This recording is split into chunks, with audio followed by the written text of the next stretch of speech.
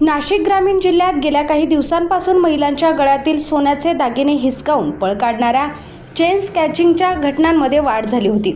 या पार्श्वभूमीवर नाशिक ग्रामीणचे पोलीस अधीक्षक डॉक्टर DS स्वामी यांच्या मार्गदर्शनाखाली स्थानिक गुन्हे शाखेने मोठी कारवाई करत सराईत गुन्हेगारांच्या टोळीला जेरबंद केले असून तब्बल 10 चेन स्नॅचिंगचे गुन्हे उघडकीस आणण्यात यश आले आहे।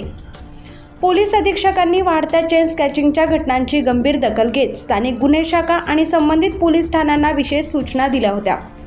त्यानुसार तांत्रिक विश्लेषण, गुप्त बातमीदार आणि CCTVच्या आधारे तपास सुरू करण्यात आला। तपासादरम्यान स्थानिक गुन्हे शाखेला मिळालेल्या गुप्त माहितीनुसार चेन स्नॅचिंग करणारे आरोपी दुचाकीवरून नाशिककडे येणार असल्याची माहिती मिळाली। त्यानुसार पोलिसांनी निफाड चौफुली परिसरात सापळा रचून विशाल पोपट सांगळे वय 37 वर्ष राहणार गणेश नगरी अपार्टमेंट अशोकनगर सातपूर नाशिक, गणेश उर्फ कुलदीप मनोहर कपासे वय 44 वर्ष राहणार अशोक वैभव नगर पेठ रोड नाशिक या 2 संशयितांना ताब्यात घेतले। या दोघांची चौकशी केल्यानंतर तपासात पुढे रोहित केशव गायकवाड वय 27 वर्ष राहणार भाऊनगर पिंपळगाव बसवंत तालुका निफाड याचे नाव समोर आले। ठाणे जिल्ह्यातील सायखेडा, निफाड, दिंडोरी, पिंपळगाव, बसवंत, ओझर, वावी आणि लासलगाव पोलीस ठाण्याच्या हद्दीत महिलांच्या गळ्यातील दागिने हिसकावल्याची कबुली दिल्याचे पोलिसांनी सांगितले। तसेच चोरीचे दागिने विकत घेणारा विजय पांडुरंग उज्जैनकर वय 43 वर्ष राहणार अशोक वैभव नगर RTO ऑफिस जवळ पेठ रोड नाशिक यालाही पोलिसांनी ताब्यात घेतले आहे।